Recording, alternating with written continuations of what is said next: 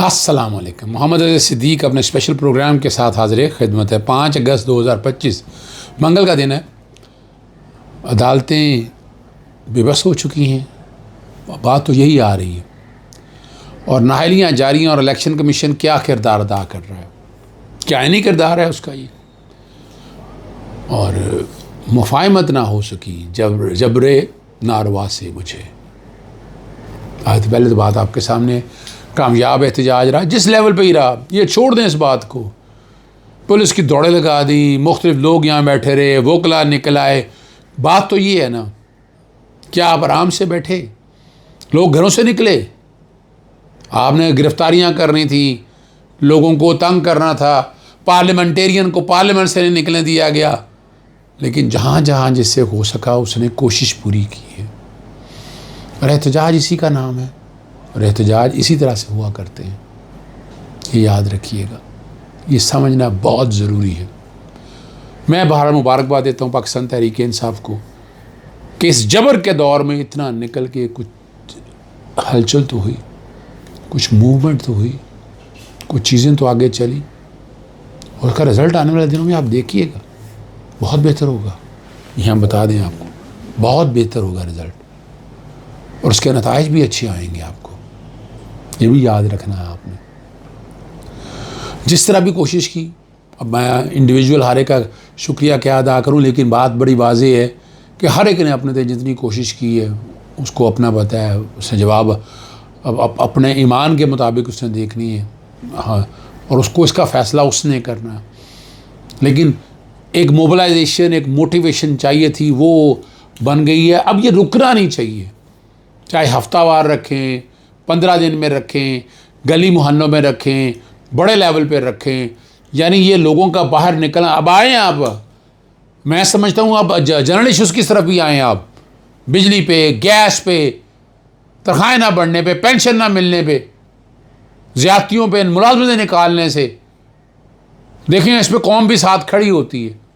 यानी एक अपोजिशन के किरदार के तौर पर पाकिस्तान तहरीक इंसाफ को अब ये साथ एजेंडा रखना चाहिए, खुल के आना चाहिए सारे मसले में, आवाम को अंगेज करना चाहिए सारे मसले में। मैं आज भी ये समझता हूँ। अदालतें बेबस हो चुकी हैं। इस्लामाबाद हाई कोर्ट में ज़मीन के लेन देन से मुतल्लिक अदालत से फ़ैसले पर अमल दरामद ना होने पर justice Mohsin Akhtar Kayani state council और ज़िला इंतज़ामिया बरहम हो गया और रिमार्क्स देते हुए कहा कि मुझे सब पता है कि इदारों में पैसे कैसे बटोरे जाते हैं। हमारा कौन सा जज करप्ट है, कौन, मैं अच्छे तरीके से जानता हूँ। इसका बस नहीं चलता, नहीं तो ये रिश्वत को कानूनी तौर पर लागू कर दें। ये एक जनरल बात हो रही है। जस्टिस मोहसिन अख्तर कियानी ने यह भी रिमार्क्स देते हुए कहा कि अदालतें भी करप्शन का हिस्सा हैं। 3 मरतबा अदालती हदायत के बावजूद अदायगियाँ क्यों नहीं हुई? डिप्टी कमिश्नर और चीफ कमिश्नर अमल दरामद क्यों नहीं करवा रहे?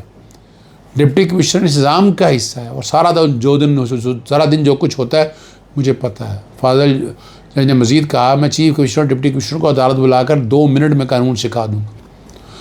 अगर अगली समाअत पर मेरे आर्डर पर अमल दरामद ना हुआ तो डिप्टी कमिश्नर और कमिश्नर जो है वो अदालतों पे पेश हो। ये एक नॉर्मल सी बात है। और हम आज भी समझते हैं कि आइन और कानून की अगर बालादस्ती हो, अगर आसान तरीके से चीज़ों को चलाया जा सके, यानी सिर्फ बुनियादी हकूक़ के तहफ़्फ़ुज़ के लिए अदालतों को आज्ञा है। और अदालतें अगर फ्रंट रोल पे आकर काम करेंगी तो आपको रिज़ल्ट बड़े अच्छे मिलेंगे, आपको नताइज भी अच्छे मिलेंगे। मगर यहाँ क्या, लाहौर हाई कोर्ट में तो केस ही नहीं लगता। अभी अली संतूर की ECL से नाम निकलवाने के हवाले से पटिशन फाइल की, उसने सऊदीया वापस जाना है। यानी कितना जुल्म है, छुट्टियों में नहीं लग सकता। ये है और अर्जेंसी क्या होगी जी इसमें? यानी उसे इजाज़त मिले और जाए। पहले आपको मुतल्लिका जगहों पे जाना, यानी ये तरीक़ाकार ये तय कर दिया, पहले वहाँ जाएँ, धक्के खाएँ जाकर ग्रीवेंस रिड्रेसल कमेटी में। ये high court, Lahore high court में बड़ी एक अनोखी सी का काम ये शुरू हुआ है। वहाँ जाके धक्के खाएँ, फिर आकर आप दरवाज़ा खटखटाएँ, फिर आप अदालतों में आए। इस्लामाबाद हाई कोर्ट तो फिर भी मुनासिब है। वहाँ अगर कोई अर्जेंसी मामला है, वो अपनी जगह पर है, तो वहाँ अदालत होती है, वहाँ सुनी जाती है।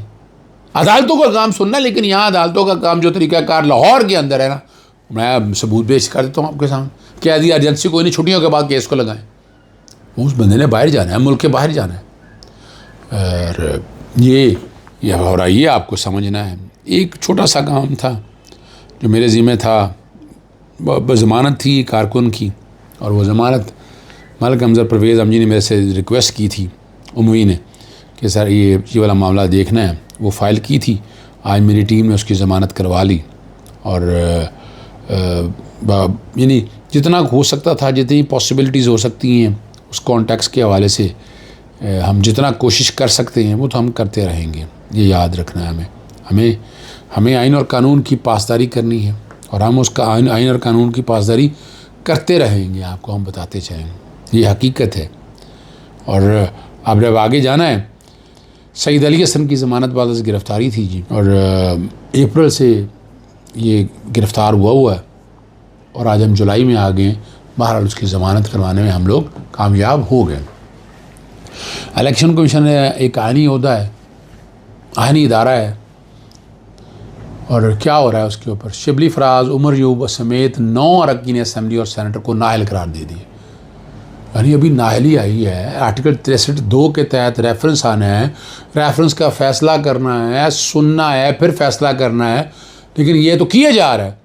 और इलेक्शन कमीशन के मुताबिक नाअहल होने वाले 5 अरकान कौमी असम्बली, 1 सेनेटर और 3 अरकान असम्बली पंजाब शामिल है। और नाअहलों में जो नाअहल की हैं, राय हैदर अली, साहबजादा हामिद रज़ा, राय हसन नवाज, सरताज गुल, अरकान पंजाब असम्बली अंसर इकबाल, जुनैद अफजल, राय मोहम्मद मुर्तज़ा, इकबाल भी शामिल हैं। इलेक्शन कमीशन ने नाअहल होने वालों अरकान असम्बली की नशिस्तें करार दे दी हैं, और इलेक्शन कमीशन ने यह 9 मई के मुकदमे में सजाए होने पर इनको डी नोटिफाई किया। और इलेक्शन कमीशन ने अपोजिशन लीडर कौमी असम्बली को, सेनेट को भी नाअहल करार दे दिया है, और आर्टिकल 63(1)H के तहत है। अब इसकी जब डिस्क्वालिफिकेशन का मामला होगा तो आर्टिकल 63(2) कहता है कि रेफरेंस जाएगा, उस रेफरेंस पर ये सारा काम चलेगा, फिर आकर फैसला होना है। इसको चैलेंज कर रहे हैं, और अदालतों को चाहिए कि इसको सस्पेंड करें। अभी तो अपीलें सुनी जाएंगी, अपीलें सस्पेंड हो जाए, कन्विक्शन सस्पेंड हो जाए। इसमें कन्विक्शन ज़रूर सस्पेंड करनी, सिर्फ सज़ाएँ सस्पेंड नहीं करवानी है आपने, ये याद रखना है आपने। ये बहुत ज़रूरी है समझने के लिए ये बात, तभी आप इसका नतीजा बेहतर तरीके से हासिल कर सकेंगे। और अच्छा चलें, ये 2 तरफ़ा मोहब्बत थी, और ये मोहब्बत जीत गई, कैदू हार गया। और इस्टेब्लिशमेंट पे चलने वाली ये हुकूमत कैदू ही तो है। 2 सालों में कौम खान साहब को नहीं बोली। जब बुलाया अरकान ने लब्बैक कहा, एहतजाज के लिए पहुँचे, जेलों में गए, अड्डियाँ ला के जेल के बाहर मारें खाईं, पर्चे झीले, हथकड़ियाँ बर्दाश्त की, गोलियां खाईं और शेल बर्दाश्त किए, आंसू गैस, नज़रबंदी, ECL, PCL बर्दाश्त किए, मारे खाई मगर डटे रहे। और ये आपके सामने कोई इमरान रियाद, आपके सामने कोई असद तूर, कोई बुशरा बीबी ने तो बड़ी कुर्बानियाँ दी हैं सारे हवाले से। मैं एहतजाजन के हवाले से बात कर रहा हूँ। और बहुत से नाम हैं जिनके साथ ज़्यादतियाँ हुई हैं, कोई समीना पाशा, कोई सदीक जान, कोई रेहाना डार, कोई अजहर सिद्दीक बना, कोई मीर पीरज़ादा, अहमद नूरानी। बाकी ये कोई भी अहम नहीं है। बुशरा बीबी साहब बहुत अहम है, उन्होंने इमरान खान के लिए सही मानों में कुर्बानी दी, ठीक है ना। और कभी किसी का जिक्र करने की ज़रूरत नहीं। इमरान खान ने अपने कारकुनान की कमर नहीं लगने दी, वो झुका नहीं, डटा रहा, ना बीमार हुआ, ना परेशान हुआ, ना प्लेटलेट्स कम हुए, और ना ज़हनी बीमारी हुई। कौम का ये फतह बहुत बहुत मुबारक। मुफाहमत ना सिखा जबरे नारवा से मुझे, मैं सरबकफ हुए लड़ा दे किसी बला से मुझे, ज़बान जिस्म का कुछ जहर तो उगल डाला, बहुत सुकून मिला तलखी नवा से मुझे, मैं खाक से हूँ मुझे खाक जज़ब कर लेगी, अगरचे सांस मिले उम्र भर हवा से मुझे। जी मोहम्मद ज़िक्र नहीं करना चाहता जी मोहम्मद अली मिर्ज़ा का, और वो बस बहरहाल उन्होंने जो बात की फ़ौज कब चाहेगी पाकिस्तान में इंतशार हो, अमन होगा तो पाकिस्तान कमाएगा और फ़ौज के मुँह में डालेगा, या फ़ौज आपकी सारी ज़िंदगी IMF सऊदी से कर्ज लेकर देती रहेगी। ये गलत तस्वीर उनकी पेश की जाती है। और इस पर वो नाम नहीं जिक्र करना चाहता इसका इंजीनियर का, पता नहीं इमरान खान मेरी वीडियो ट्वीट पर पोस्ट करके फेम खुद लेते हैं। ये चाहती है मैं किस तरह से इंजीनियर साहब के फेम के ज़रिए अपनी बात हवा में रखूँ। और आज जरदारी साहब, नवाज शरीफ साहब मजहबी टच लगाना शुरू कर दें, दाढ़ी पर हाथ फेंक कर कह रहा हूँ, जो मैंने इमरान खान के साथ किया है उससे 10 गुना ज़्यादा उनके साथ करूँगा। शर्म करें इंजीनियर साहब, ना आपको दीन आता है, ना आपको बाकी चीज़ों का पता है।